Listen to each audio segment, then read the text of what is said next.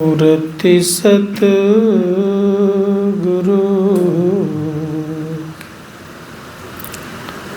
मिलवै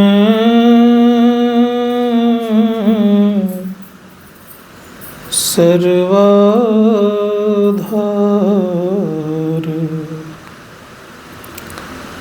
मंगलमय मंगल करन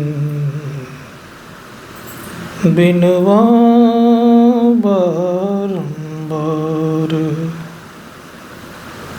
धन्य धन्य सतगुरु सुखदा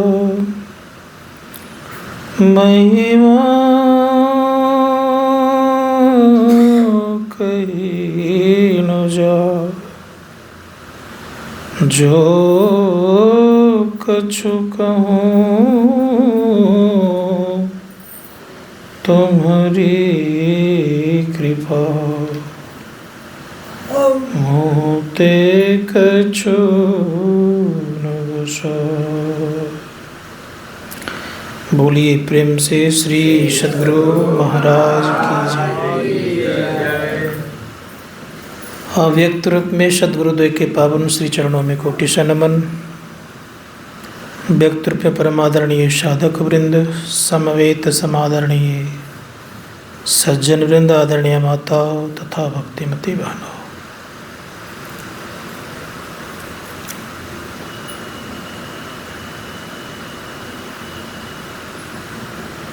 ये भारतवर्ष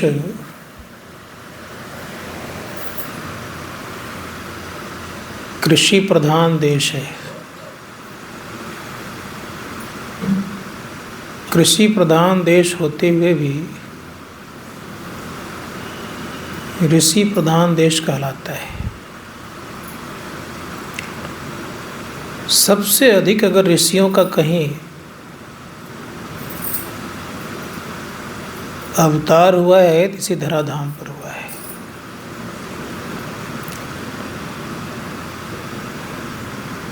ऋषिगण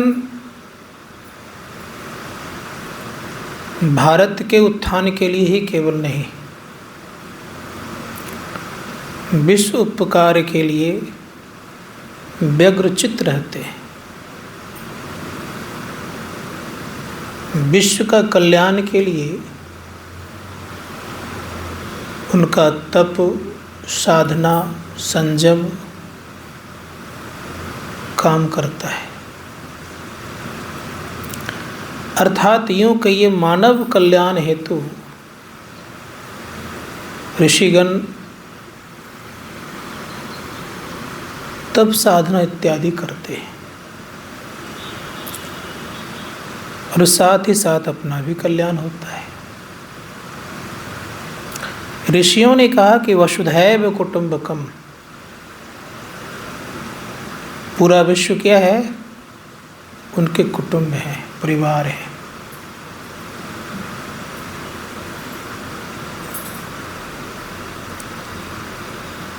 और कोई ऋषि मुनि, ये संत महात्मा व्यक्तिगत किसी का नहीं होते।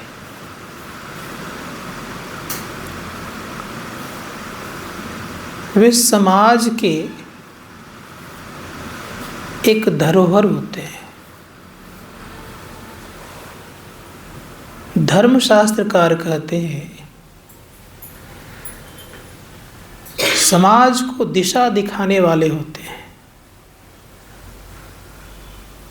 जिस प्रकार से राष्ट्र की संपत्ति सबके लिए है, उसी प्रकार से संत महात्मा भी सबके लिए होते हैं।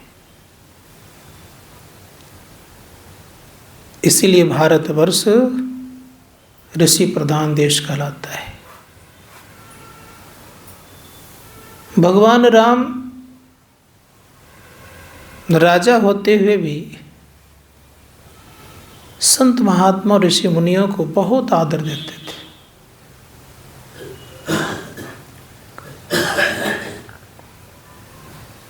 उनसे जाकर के मिलते थे, दर्शन करते थे। एक बार महर्षि अगस्त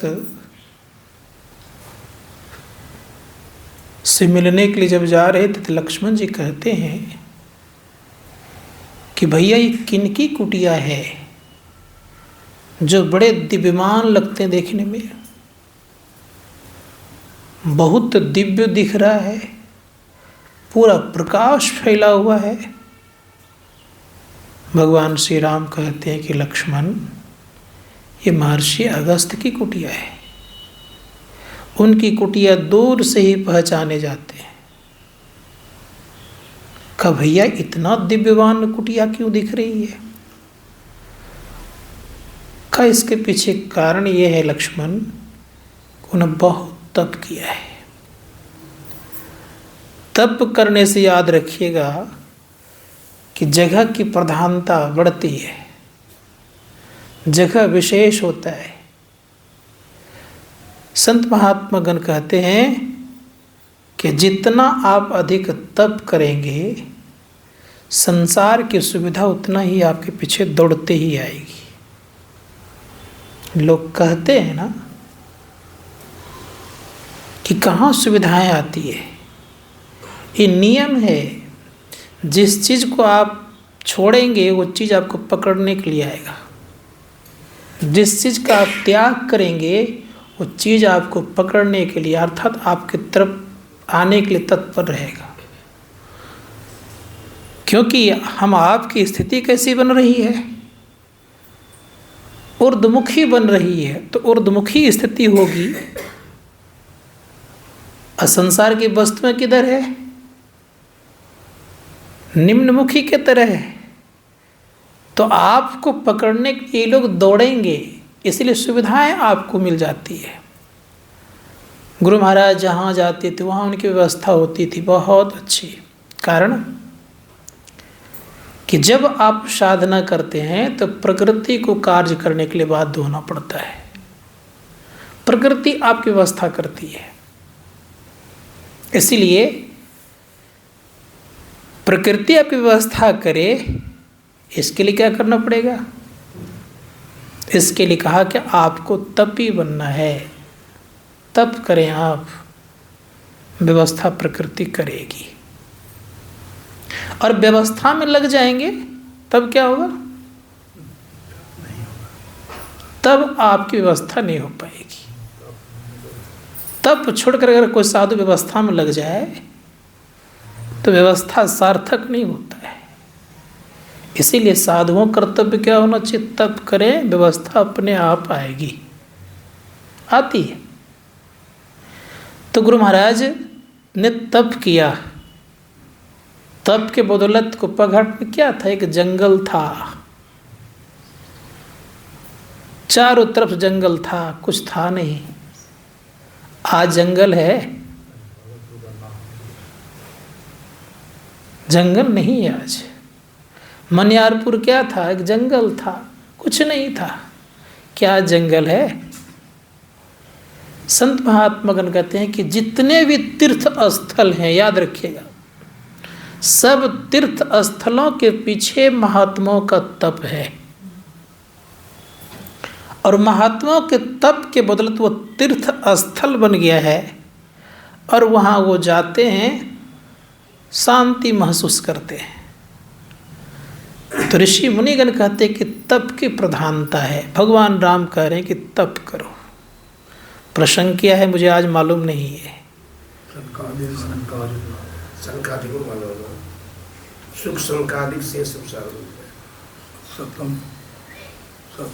लास्ट आजे वाह। तो ऋषि मुनिगण कहते हैं कि तप करना चाहिए। भगवान शिव तप करते थे। कैसा तप उन्होंने किया? इच्छा मात्र होते उनको समाधि लग जाती थी। 87,000 वर्ष, कहीं 88,000 वर्ष है, 87,000 वर्ष तक तो समाधि में रह गए। उस समय एक तड़कासुर था, नाम सुने होंगे। तड़कासुर को वरदान दिया गया था कि मेरी मृत्यु आपके पुत्र के द्वारा हो और किसी के द्वारा नहीं। ताड़कासुर का अन्याय बढ़ते गया, इतना अन्याय बढ़ गया कि सारे के सारे त्राहिमाम करने लग गए, सब के सब परेशान हो गए। तो माँ पार्वती को कहा गया कि ताड़कासुर इतना अन्याय कर रहा है, अगर मान लिया जाए शिव को अगर संतान नहीं अर्थात पुत्र नहीं हुआ तो ताड़कासुर का वध नहीं होगा। अब ये कहाँ थे? तप करने में बैठे हुए थे। तप से जगाने के लिए क्या काम किया गया? देवताओं ने एक खेल किया, कामदेव को भेजा।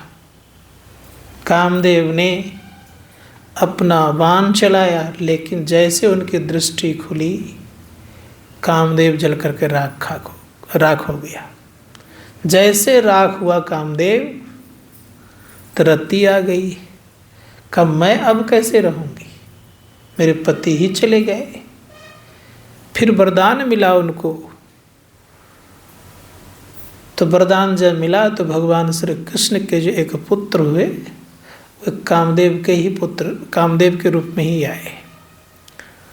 तो मैं उधर जाना नहीं चाहता हूँ, मैं ये कहना ये चाह रहा था कि तप के बदौलत कामदेव को जला करके राख किया। तप से क्या नहीं होता है? तो तप कर रहे थे तो ये हाल हुआ। लेकिन भगवान शिव की स्थिति क्या है? भगवान शिव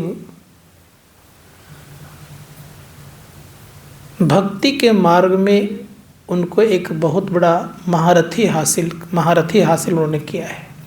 क्या किया उन्होंने? बहुत तप किया है।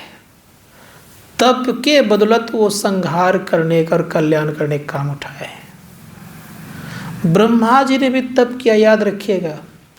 तप के कारण ब्रह्मा जी सृष्टि करता है। अब सोच के देखिए कितना तप में ताकत है। तप के बदौलत भगवान विष्णु पालन करता है। इसीलिए तप करना चाहिए, और तप होगा तो मानव से होगा और किसी से होने वाला नहीं है। इसीलिए मनुष्य को तप करना चाहिए। जितना अधिक आप तप करेंगे उतना ही आप शरीर से भले लोगों को लगेगा कि ये दुख में है, बहुत कष्ट शरीर को दे रहा है, लेकिन मैं इतना ज़रूर कहूँगा कि आप दिनों दिन सुखी होते जाएंगे, क्योंकि तप में ताकत है, तप में व्यवस्था होती है। आज ब्रह्मलोक की प्राप्ति ब्रह्मा जी को ऐसे नहीं हो गया, उन्होंने तप किया है। शिवलोक की प्राप्ति भगवान शिव को ऐसे नहीं हो गया, उन्होंने तप किया, उनके नाम पर लोक बन गया। भगवान विष्णु का लोक भगवान विष्णु के नाम पर ऐसे नहीं पड़ा, उन्होंने तप किया। तो धर्मशास्त्रकार कहते हैं तप करेंगे तो आपका भी लोक बनेगा। आज कुप्पा घाट लोक से कम थोड़ो है। किसके कारण है वो? तप के कारण तो है। इसे धर्मशास्त्रकार कहते हैं तप कीजिए। भगवान शिव ने तप किया। काक भुसुंडी जी और गरुड़ जी का ये संवाद आप लोगों ने सुना। गरुड़ जी बेचारे एक बार व्यथा में पड़ गए। क्या व्यथा में पड़ गए? व्यथा ये हो गया कि राम और लक्ष्मण दोनों को नाग फांस में मेघनाद ने बांध दिया, बंध गए। तो नाग फांस से कौन मुक्ति दिलाए? तो गरुड़ जी की आवश्यकता है। तो हनुमान जी ने गरुड़ जी को बुला करके ले आए। अब देख करके आश्चर्यचकित हो गए कि मैंने सुना है कि प्रभु का अवतार है ये नाग फांस में बंध गए। कुछ देर के लिए तो विस्मृत हो गए, फिर याद दिलाए हनुमान जी की। हनुमान जी कहते हैं गरुड़ जी आप जिस कार्य से आए उस कार्य को करिए। तब उनको याद आई, फिर नाग फांस से भगवान राम और लक्ष्मण को मुक्त किया गया। अब मुक्त जब किया गया तो उनके मन में हो गया कि अगर मैं नहीं आता तो नाग फांस में बंधे रहते। लगता ये भगवान का अवतार नहीं है। अगर भगवान का अवतार होता, विष्णु का अवतार होते तो शायद ये हाल नहीं होती। तो कहाँ जाए शंका समाधान करने के लिए? कई जगह गए, लेकिन गरुड़ जी ऐसे अहंकारी थे कि अहंकार का सीमा पार था। संजोग से भगवान शिव के पास पहुँचे। भगवान शिव ने सोचा कि हमारी बात पे ठीक से मानेगा नहीं, बड़ा अहंकारी है, इसको ऐसे जगह भेजता हूँ जहाँ कि इसका कुछ अहंकार भी डाउन होगा और साथ ही साथ बात भी मानेगा। तो कहाँ भेज दिया? तो कागभुसुंडी जी के पास भेजा गया, क्योंकि पक्षियों का राजा ये है कौन? गरुड़। और कागभुसुंडी जी क्या है? उसकी प्रजा है। अब प्रजा के पास राजा जाए तो तोहनी तो है ना भाई। तो भगवान शिव ने क्या किया? वहाँ भेजा, क्योंकि इसका सबसे पहले अहंकार चूर हो। जब तक अहंकार को दमन नहीं करिएगा ना तब तक कोई ज्ञान रहता नहीं, याद रखिएगा। तो भगवान शिव ने देखा कि ये अहंकारी व्यक्ति है, इसके अहंकार को पहले समाप्त करो। आप देखते होंगे बड़े बड़े लोगों के दिमाग में अहंकार रहता है तो सत्संग सुनने आता है? नहीं आता है। वो जानता है कि हमसे बड़ा तो कोई है ही नहीं, तो इसके कारण से सत्संग सुनने नहीं आ सकता है। वो कि इस मोहल्ले में इतने ही लोग हैं, एक ही लोग हैं मात्र में, वो सो बात तो नहीं है। भीतर में है कि हम जाके वहाँ करेंगे क्या। तो स्थिति ये बनती है कि सुनने नहीं आ सकते। तो गरुड़ जी ने वैसा ही काम किया। कहाँ भेज दिया उसको? कागभुसुंडी जी के पास। कागभुसुंडी जी के पास सारी व्यथा कागभुसुंडी जी को सुनाया गया। जब सुन लिए तो कहा देखिए भगवान के ऊपर छाप जो पड़ता है, हम लोगों को छाप नहीं पड़ता, भगवान ही हम लोगों को छाप देते हैं। क्यों? कि भगवान किसके द्वारा क्या करें कहना मुश्किल है। इसीलिए एक बार मुझे भी ये भ्रम हो चुका है। तो गरुड़ जी पूछते हैं आपको भ्रम कब हो गया? खा मुझे भ्रम कब हो, मैं बता रहा हूँ। अपनी व्यथा बताने लग गए। कागभुसुंडी जी कहते हैं कि मैं इस जगह बहुत दिन से रहा हूँ, कल्प बीत गए, 27 कलयुग पार कर गए, 28वां कलयुग में हूँ। कहा 28 सब पार कर गए। सतयुग 28 पार कर गए, त्रेता 28 पार कर गए, द्वापर 28 पार कर गए, 28वां कलयुग में मैं चल रहा हूँ। अथा कौन वो? त्रेता युग। तो त्रेता युग की बात थी, का 28वां त्रेता युग में मैं चल रहा हूँ। का जब जब भगवान राम का अवतार धराधाम पर होता है त्रेता युग में, तो मैं भगवान राम को बाल रूप में मैं स्वीकार करता हूँ, बड़े रूप में नहीं। अब मेरा जो इष्ट है गरुड़ जी, वो मेरा बाल रूप भगवान राम है। तो उनकी बाल लीला को देखने के लिए मैं अयोध्या जाता हूँ।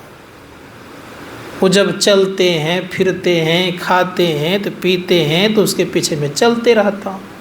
तो मुझे बड़ा अच्छा लगता है। एक बार भगवान श्री राम रोटी खा रहे थे। रोटी जब खा रहे थे तो मेरे मन में हुआ कि थोड़ा सा रोटी तोड़ करके मैं भी खा लूँ। तो जैसे उनका मैंने रोटी लिया तो बच्चे की तरह रोने लग गए।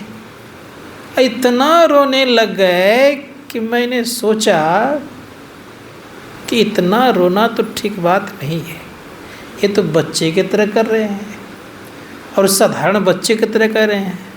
भगवान ऐसे थोड़ा करते हैं। तो मैंने किया कि रोटी भी ठीक से नहीं खा पाया। कौन कह रहा है? का घुसुंडी जी, रोटी भी ठीक से नहीं खा पाया और मेरा मन उदास हो गया। उदास होने के कारण मैं वहाँ से चल दिया। जैसे जाने लगा तो मेरे पीछे पड़ गए वो। जहाँ जहाँ मैं गया वहाँ वहाँ देखते मेरे पीछे है। अंत में थक करके मैं मूर्छित होकर के गिर गया तो भगवान देखते वहाँ खड़े हैं। मूर्छा जब दूर हुआ तो भगवान राम मेरे सामने खड़े हैं।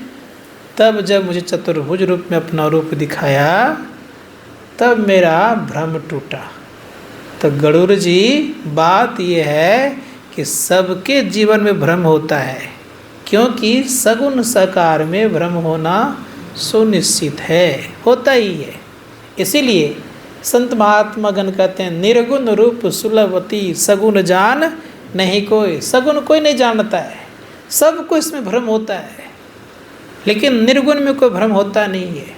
तो अब का घुसुंडी जी बड़े प्रेम से समझाने लगे कि सुनिए, अगर संसार के दुखों से मुक्त होना चाहते हैं तो एक ही उपाय है। कहा क्या? तो भगवान श्री राम के संबंध में कहने लग गए कि क्या करना चाहिए। तो कह रहे केवल मेरा विचार नहीं है। कहा तब किनका किनका विचार है? तो बड़े प्रेम से समझा के कहते हैं, शिव अज सुख सनकादिक नारद, जे मुनि ब्रह्म विचार विशारद, सब कर मत खगनायक यहाँ, करिए राम पद पंकज नेहा। कहे गरुड़ जी सुनिए, शिव जी का विचार है। शिव जी मतलब कल्याणकारी शिव जी का शिव का विचार है। अज कहते हैं ब्रह्मा जी को, शिव अज। सुखदेव मुनि, सनकादिक ऋषिगण, सनकादिक में आता है सनक, सनंदन, सनातन और सनत कुमार, ये चारों ऋषियों और नारद, और जो मुनि ब्रह्म विचार में विशारद हैं अर्थात जो प्रवीण हैं, इन सबों का मत है कि राम के चरणों में प्रेम करना चाहिए। संत महात्मा गण कहते हैं कि राम के चरणों में प्रेम करेंगे तो क्या होगा? दुख से आप दूर होंगे। इसलिए कहा सब कर मत खगनायक यहाँ, करिए राम पद पंकज नेहा। राम के चरणों में स्नेह करिए, प्रेम करिए। कहने लग गए कि अगर राम के चरणों को छोड़ दिया जाए और कोई उपाय किया जाए तो क्या होगा? तो का घुसुंडी जी कहते सुनिए, श्रुति पुराण सद ग्रंथ कहाई, रघुपति भक्ति बिना सुख नाही।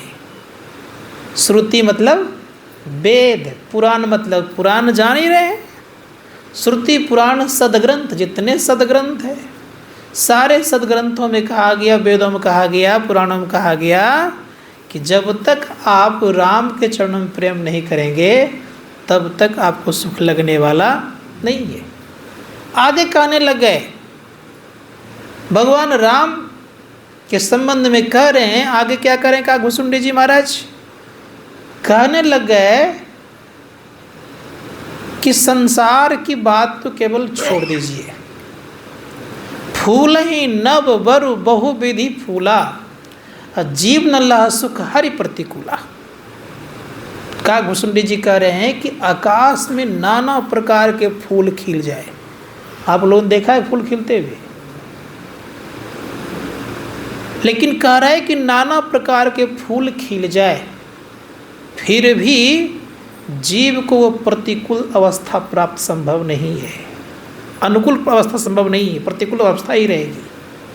फिर कहने लगे कमठ पीठ जामही बरुबारा, अब बंध्या सुत बरु का हुई मारा। कछुए के पीठ पर बाल अब तक तो मैंने नहीं देखा, बड़ा बड़ा कछुआ तो देखा है, लेकिन कछुए के पीठ पर बाल देखे आप लोगों ने? केस हो गया उसको। का उसके पीठ पर बाल उग जाए, बांझ का बेटा किसी को मार डाले, एक तो बांझ और उसको बेटा कहाँ से होगा? तो क्या उसका बेटा किसी को मार डाले। फिर कहने लग गए अंधकार सूरज को निगल जाए। ऐसा हुआ है? निगल जाए, खत्म कर दे। लेकिन कहने लग गए कि ये सब अनहोनी बात है, होता नहीं है, लेकिन मानने में कोई दिक्कत नहीं, मान लिया जाए कि हो जाए। लेकिन एक बात सदैव याद रखिएगा कि इतना सब होना सुनिश्चित नहीं है कि होगा ही, कब मान लिया जाए हो जाए। लेकिन यह सिद्धांत अटल है, निश्चित है कि जब तक आप राम के चरणों में प्रेम नहीं करेंगे तब तक आपको सुख की प्राप्ति संभव नहीं है। आगे कहते हैं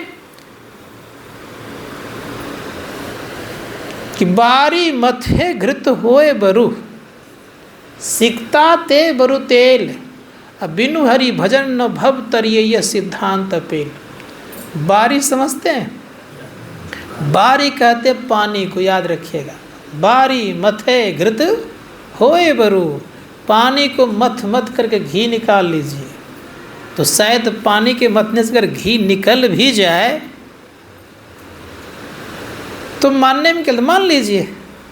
बालू से तेल निकाल लीजिए। लेकिन एक बात याद रखिएगा कि पानी के मथने से, बालू के मथने से अगर ये सब चीज़ होता है, तेल घी बन जाता है, तो कोई बड़ी बात नहीं है। क्या मान लीजिए, बारी मथे घृत होए बरु, सिकता ते बरु तेल, अब बिनु हरि भजन न भव तरिये, ये सिद्धांत पेल। का बिना ईश्वर परमात्मा का भजन किए हम भवसागर से तर नहीं सकते हैं। कौन करें? का घुसुंडी जी महाराज। किनको? गरुड़ जी को।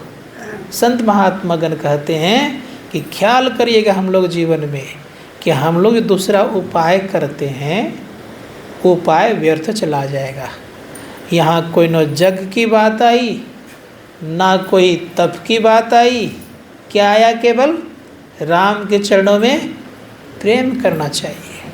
अब रह गई बात कि राम का भजन कैसे करना चाहिए। गोस्वामी जी महाराज कहते राम भजन बिनु मिटहि की कामा, कामनाओं का नाश नहीं होता राम के भजन के बिना।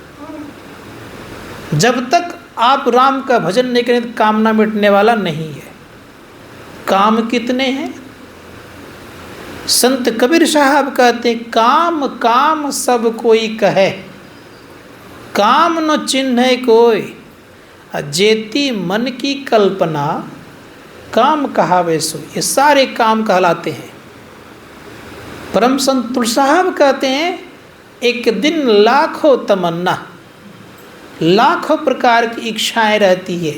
इसीलिए धर्मशास्त्रकार कहते हैं कि इन इच्छाओं का दमन कैसे होगा? तो कहा राम का भजन करेंगे तब काम बनेगा। जब तक राम का भजन नहीं करेंगे तब तक इच्छाओं का दमन संभव नहीं है। इसीलिए राम का भजन करना चाहिए। लेकिन राम का भजन है क्या? राम का भजन कोई साधारण भजन नहीं है, बहुत उच्च कोटि का भजन है। तुलसीदास जी महाराज राम का भजन ही करते थे। अब वे क्या कह रहे हैं? तुलसी राम स्नेह कर त्याग सकल उपचार, जैसे घटे न अंक न नो के लिखे पहाड़। कहा कि मैं उस राम से प्रेम करता हूँ जो राम घटता नहीं है और भक्ति भी नहीं घटती है। जिस प्रकार से नौ का पहाड़ा कभी घटता नहीं है, उसी प्रकार से याद रखिएगा कि राम भी कभी नहीं घटते। राम में भी 9 अक्षर है और ब्रह्म में भी 9 अक्षर है। साथ ही साथ ये भी हम लोग जाने कि भगवान राम का जन्म भी 9वीं तिथि को ही है। तो सब 9 ही क्यों? सभी अंकों में 9 अंक सबसे बड़ा अंक है। इसलिए धर्मशास्त्रकार कहते कि राम सबसे बड़ा भी है। उस राम का भजन करने के लिए क्या करना पड़ेगा? तो गोस्वामी जी महाराज कहते हैं कि सुनिए, राम का भजन करना अगर चाहते हैं तो एक ही उपाय कीजिए। क्या? तो पहले राम के रूप को जानिए, क्या स्वरूप उनका है। तो उनका स्वरूप ऐसा है कि उस सब में है, सबके भीतर में राम है, कोई ऐसा स्थान नहीं जहाँ राम नहीं है। इसलिए उस राम को जानने के लिए क्या करना पड़ेगा?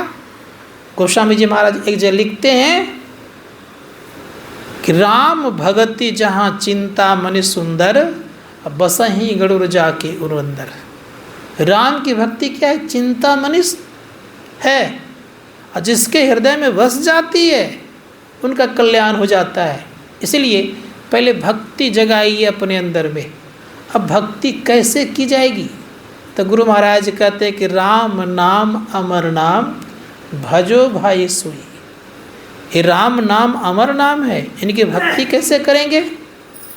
तो गुरु महाराज कहते हैं कि पहले वो है कैसा? तो कहा परा न पश्यंती मध्यमा न बैखरी। वो परा पश्यंती मध्यमा के अंतर्गत में आता नहीं है राम। लेकिन याद रखिएगा, उन्होंने कहा जैसे मेहंदी में लाली,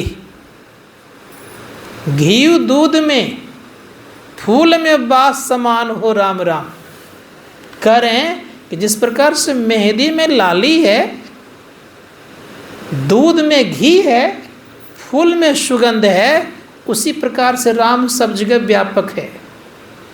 तो ब्रह्मानंद स्वामी जी महाराज कहते हैं जिमि दूध के मथन से निकसत है घी जतन से, तिमि ध्यान के लगन से पार ब्रह्म ने निहारा है। कहा जिस प्रकार से दूध के मथने से घी निकलता है, उसी प्रकार से याद रखिएगा ध्यान के करने से क्या होगा? पर ब्रह्म परमात्मा को आप देख सकते, निहार सकते हैं। इसलिए ध्यान करना पड़ेगा। संत महात्मा गण कहते ध्यान में कैसा? तो सर्वप्रथम कहा रूप का ध्यान करना चाहिए। रूप का ध्यान होते होते क्या होगा? सूक्ष्म रूप का ध्यान करना चाहिए। सूक्ष्म रूप का ध्यान तब अरूप का ध्यान करना चाहिए, और अरूप का ध्यान हो जाए तब निर्गुण निराकार का ध्यान करना चाहिए। संत महात्मा रूप का ध्यान क्या है?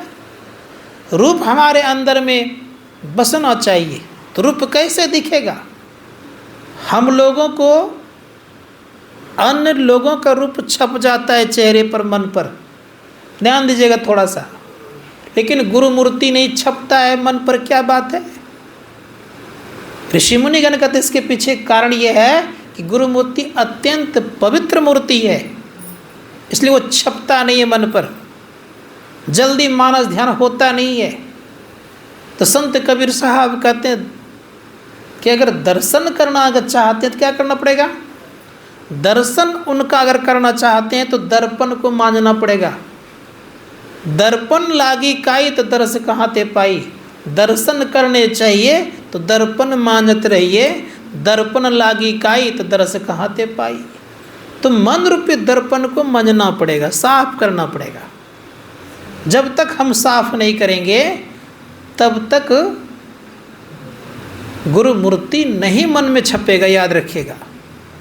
इसीलिए आपने सुना होगा गुरु मूर्ति का साक्षात्कार आज्ञा चक्र में दर्शन होता है, ललाट पे दर्शन होता है, लेकिन देखने की क्षमता होनी चाहिए।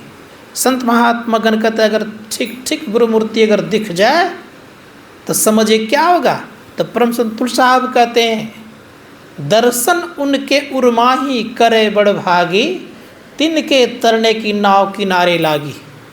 जिन व्यक्तियों को इष्ट देव का दर्शन होता है उनके लिए नाव किनारे लग जाती है। इसलिए धर्मशास्त्रकार कहते हैं दर्शन कीजिए। कहाँ? दर्शन उर में कीजिए। उर मतलब कौन सा उर? खयोग हृदय में अगर दर्शन गुरु का हो जाए तो नाव किनारे लग जाएगी। कहाँ किनारे लग जाएगी भाई? वो नाव कहाँ तक जाएगी? तो कहा हम आपके अंदर में एक शिरोमणि घाट है, याद रखिएगा। उस संत शिरोमणि घाट में जब ये दृष्टि हमारी चलती है, जाती है, तो वहाँ एक गुमठ मठ मृदंग बजता है। संतों ने कहा उस मृदंग को जब सुनता है साधक तो परिणाम क्या होता है? ऊपर की तरफ खिंच चले आते हैं। इसीलिए संत महात्मा गण कहते हैं कि चलना चाहिए मुँह लेकर। कहाँ? सुषमना घाट के तरफ। हमारे गुरु महाराज कहते हैं सुखमना का जो स्थिति है बड़ा अजब का है। कैसा अजब का स्थिति है? तो क्या उसमें सुख लगता है? अन्य घाटों पे सुख लगता है कि नहीं पता नहीं, लेकिन सुखमना घाट पे अवश्य सुख लगता है, इसमें कोई संदेह नहीं करिएगा, क्योंकि उसका नाम ही है सुखमना, सुख लगने वाला घाट। नीचे रहेंगे तो दुख मना होगा, दुख में आएंगे आप, इसलिए उस घाट पर जो कोई जाएगा उनको सुख लगेगा। इसलिए गुरु महाराज कहते हैं सुखमनिया में मोरी नज़र लागी। लेकिन हम लोगों का अगल बगल दृष्टि होती है नहीं। गुरु महाराज कहते अगल बगल कहीं दृष्टि न डोले, सन्मुख बिंदु पकड़ लागी। सन्मुख बिंदु अगर पकड़ा जाए तो क्या होगा? जिनके अंदर में बिंदु पकड़ा जाता है तो बिंदु वो मोक्ष का द्वार है, याद रखिएगा। अब मोक्ष का द्वार जिनको दिख गया, तो अब मैं पूछना चाह रहा हूँ कि आप कहीं से आ रहे हैं, घर का दरवाज़ा आपको दिखने लग जाए तो कैसा लगेगा आपको? कैसा अनुभव करेंगे आप? बड़े परेशान हो रहे थे चल चल करके आप, बच्चा भी आपके साथ में है, और घर का दरवाज़ा दिखे क्या कहते हैं? अरे अब तो घर का दरवाज़ा दिख रहा है, अब तो आ गए। सुख लगना प्रारंभ हुआ कि नहीं हुआ? कि नहीं हुआ? आनंद आया कि नहीं आया? थकावट दूर होने लग गई। संत महात्मा ठीक उसी प्रकार से याद रखिएगा, जैसे ही वो मोक्ष का द्वार दिखेगा आपको सुख लगेगा। इसलिए गुरु महाराज कहते हैं त्यागी चढ़ो दसम द्वारे सुख पाओ रे भाई, सुख मिलेगा आपको। उसी रास्ता से कोई बहादुर व्यक्ति निकलता है, बिंदु राह से निकल बहादुर, तब मंडल टपना होगा। कोई बहादुर ही निकलता है, बहादुर बनना पड़ेगा हम आपको भी। संत महात्मा गण ने कहा कि जो बहादुर बनता है, अब बहादुर निकलता किससे है? अर्थात बिंदु से, बिंदु राह से निकल बहादुर, तब मंडल टपना पड़ेगा। कौन मंडल टपता है? अंधकार मंडल को टपता है। परिणाम क्या होगा? अंधकार में जब तक था बेचारा, भूल भरम में था, नाना प्रकार के उनके जीवन में ठोकरें लगती रहती थी। अपनी ही वस्तु रखी हुई है और उसी वस्तु से लोग ठोकर खा करके दुख पाते थे। लेकिन संत कबीर साहब कहते हैं कि अंधकार में तो ये सब होता ही है, और भक्ति भी हमारी दूर चली जाती है। देख माया के तिमिर आगे फिरे, तेरी भक्ति गई बड़ी दूर जीव कैसे तरे। अंधकार रूपी जो तिमिर, अंधकार जो है वो माया का तिमिर है, अर्थात माया का अंधकार है वो, और इसी कारण से हमारी भक्ति दूर चली गई। तो राधा स्वामी साहब कहते हैं कि जब हम 9 द्वारों में रहते हैं, अंधकार में रहते हैं, तो भूल भरम तो होता है। इसलिए उन्होंने कहा भूल भरम हर बार सखी रे छोड़ चलो 9 द्वार। गुरु महाराज ने क्या कहा? गुरु महाराज कहते 9 द्वारों में रहोगे तो तुम सुख से नहीं रह सकते हो, गंदगी में रहोगे। तन नव द्वार हो रामा, अति ही मलिन हो ठामा, त्याग चढ़ो दसम द्वारे सुख पाओ रे भाई। सुख पाना अगर चाहे 10वें द्वार को त्यागना पड़ेगा। इसलिए 9 द्वारों को छोड़िए। गुरु नानक देव जी महाराज ने क्या कहा? गुरु नानक देव जी महाराज कहते हैं कि देखो 9 द्वारों में रहोगे तुम्हारा दौड़ कभी समाप्त नहीं होगा। 2 आँख में, 2 कान में, 2 नाक में, 1 मुंह और 2 मल मूत्र विसर्जन करने का, इन 9 द्वारों में तुम्हारा कभी दौड़ समाप्त नहीं हुआ है। हुआ? परेशान रहते हैं हम लोग 9 द्वारों में ही। कभी रूप के पीछे भागते हैं, कभी शब्द के पीछे भागते हैं, कभी गंध के पीछे भागते हैं, कभी जीवा के पीछे भागते हैं, भागते रहते हैं, दौड़ के खत्म नहीं होता है। लेकिन बड़े प्रेम से कहते हैं कि 9 दर था के धाब तुराइए, 10वां निज घर बासा पाए। निज मतलब अपना, अपना घर का अगर कहीं बास है तो 10वां में है। 10वां निज घर बासा पाए, वहाँ मिलेगा क्या? का उठे अनहद शब्द बजय दिन राती, गुरु बिनु शब्द सुना बनिया। संत महात्मा गण कहते वहाँ अनहद शब्द मिलता है। और किन की कृपा से मिलेगा? तो कहा गुरु की कृपा अगर हो जाए तो कहना ही क्या है। इसीलिए अनहद में धुन सत लौ लाए, अब भव जल तर वो यही उपाय। दूसरा को उपाय संसार में तरने का और नहीं है। इसीलिए अनहद चाहिए। अनहद बाजा बजते रहता है आपके भीतर में। इसलिए गुरु महाराज कहते हैं कि अनहद कोई साधारण नहीं है। सुनिए अपने अंदर में, तो हम लोग को प्रयास करना ये चाहिए कि आंतरिक साधना करिए तो राम की भक्ति होगी। अब राम की भक्ति के लिए क्या करना पड़ेगा? तो कहा अनहद को सुनेंगे तो अनाहत मिलेगा, इसलिए कहा अनहद अनाहत परसावे सतपथ, पहुँची जहाँ पुनि भव नहीं हुई। वो कैसा होते रहता है? तो कहा वो सब दिन होते रहता है। कैसे किया जाता है? तो बड़े प्रेम से कहते हैं आँख कान मुख बंद कराओ, अनहद झिंगा शब्द सुनाओ। क्या क्या बंद करना पड़ेगा? आँख कान और मुख, ये तीनों बंद करेंगे तो क्या मिलेगा? का अनहद झिंगा नाद सुनाओ। कब कब होगा कब नहीं होगा? तो संत कबीर साहब कहते हैं सोबत जागत उठत बैठत टूक विहीन नहीं तारा, झिन झिन जंतर निस्दिन बाजाए जम जालिम पचिहारा। का सोते उठते बैठते जागते क्या होगा? इस सब समय आप पूजा ही करते रहेंगे।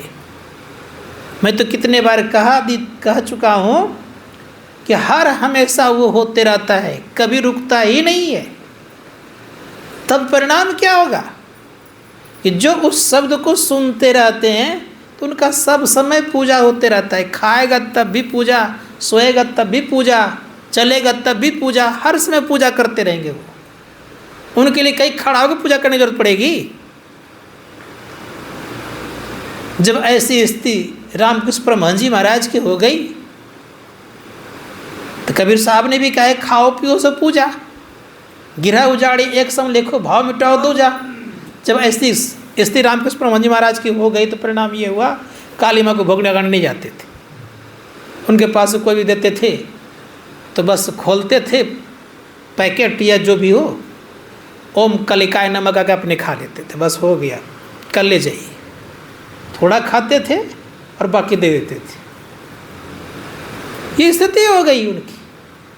अब उनके लिए कोई प्रश्न भी नहीं करेंगे ये चीज़ क्या आपने काली माँ को भोग क्यों नहीं लगाए, क्योंकि काली माँ के स्वरूप में और उनमें कोई भेद नहीं रहता है। सब समय वैसी स्थिति हो जाती है, इसलिए उनके लिए कोई कुछ भी छू देगा वो प्रसाद बन जाएगा उसके लिए। तो संतों ने कहा कि ये स्थिति हमारी कब आएगी? जब आंतरिक नाद को हम सुनेंगे तब। इसीलिए सदैव याद रखिएगा, अंधकार मंडल में है तो जीव, प्रकाश मंडल में है तो देव अर्थात देवता। और शब्द की साधना कर रहे हैं, शब्द में अगर सार शब्द पकड़ा गया तो ईश्वर हो गए आप, और उसको पार कर गए तो परमेश्वर परमात्मा बन गए, परम कल्याण हो गया, सारे दुखों का अंत हो गया। ये है स्थिति। इसीलिए भक्ति क्या करता है? मुक्ति को प्रदान करता है। भक्ति क्या है? मुक्ति की सीढ़ी है। ठीक है? भक्ति निसेनी मुक्ति की संत चढ़े सब धाय, और जिन जिन मन आलस किया जन्म जन्म पछताए। भक्ति सीढ़ी है, और उसमें दो प्रकार की सीढ़ी याद रखिएगा। एक सीढ़ी चढ़ने वाला है याद रखिएगा, और एक उड़ने वाला है, ये भी ख्याल रखना पड़ेगा। इसीलिए बड़े प्रेम से मीराबाई कहती है कि मीरा मन मानी और सूरत शैलस मानी। मीरा का मन मान गया और सूरत कहाँ सैर करने लग गया? आसमान में कौन उड़ता है? सीढ़ी कौन उड़ता है आसमान में? हवाई जहाज उड़ता है। तो दो दो साधन है आपके जीवन में। अब सोच लीजिए, रोड पर चलने वाला भी है और आकाश में उड़ने वाला भी है। इसलिए साधना कौन सी करनी है दिमाग लगा लीजिए। लेकिन जब तक रोड पर नहीं चलेंगे तब तक हवाई जहाज नहीं चढ़ पाएंगे। देख लीजिए आप, हवाई जहाज पढ़ने क्या करते हैं हम लोग? पहले रोड पर ही चल के जाते हैं ना। कहाँ जाते हैं? एयरपोर्ट के भीतर जाते हैं। थोड़ा जान लीजिए आज, तो एयरपोर्ट भीतर में कौन जाता है? आपके पास एगो छुरी रहेगा तो आपको जाने देगा? नहीं ना। उसी प्रकार से याद रखिएगा, मन में इतना सा कुछ रहेगा तो आप नहीं जा पाइएगा। रामकृष्ण परमहंस जी महाराज कहते हैं कि अगर सुई में धागा पिरोना हो और सुई के धागा पिरोने के क्रम में धागा में ही गांठ हो, क्या सुई में पिरोई जाएगी? उसी प्रकार से याद रखिएगा, एयरपोर्ट में घुसने के लिए पहले चेक चाक करता है आपके पास कुछ तो नहीं है। थोड़ा सा कुछ रहता है तो कहता नहीं अभी अब रुकिए, आपको और चेक करेंगे। जाने अंदर नहीं देता है आपको। उसी प्रकार से मन में थोड़ा सा अगर गांठ रह गया, हल्का सा भी संकल्प विकल्प कर लिए, तो बिंदु रूपी एयरपोर्ट पे आप नहीं प्रवेश कर सकते, अंदर नहीं प्रवेश कर सकते। सदैव याद रखिएगा, जैसे सब कुछ से आपकी निवृत्ति हो, कुछ आपके पास नहीं रहा, संकल्प विकल्प का त्याग हो गया, आप बिंदु रूपी एयरपोर्ट में प्रवेश कर गए। और जैसे प्रवेश करेंगे तो याद रखिएगा क्या होगा, तो कहा बिंदु में तहाँ नाद बोले रैंदिव सुहावनम। वो बिंदु क्या करेगा, आपको हवाई जहाज पर लेकर चढ़ा देगा। अब क्या करिएगा, वहाँ आपका मन मान जाएगा, आकाश में सैर कर लीजिए। अर्थात मीरा मनमानी सुरत शैल आसमानी। मीराबाई कहती है बड़े प्रेम से, मीराबाई से पूछा गया कि भाई आपका आकाश में उड़ना कैसे हो गया, तो मीराबाई कहते मेरा मन मान गया इसलिए मैं आकाश में उड़ रही हूँ। तो कौन सा आकाश में, का आंतरिक आकाश में। और आंतरिक आकाश में जो उड़ता है उन्हीं व्यक्तियों का परम कल्याण हो जाता है, एक दिन सारे दुखों का अंत होता है। बोलिए प्रेम से।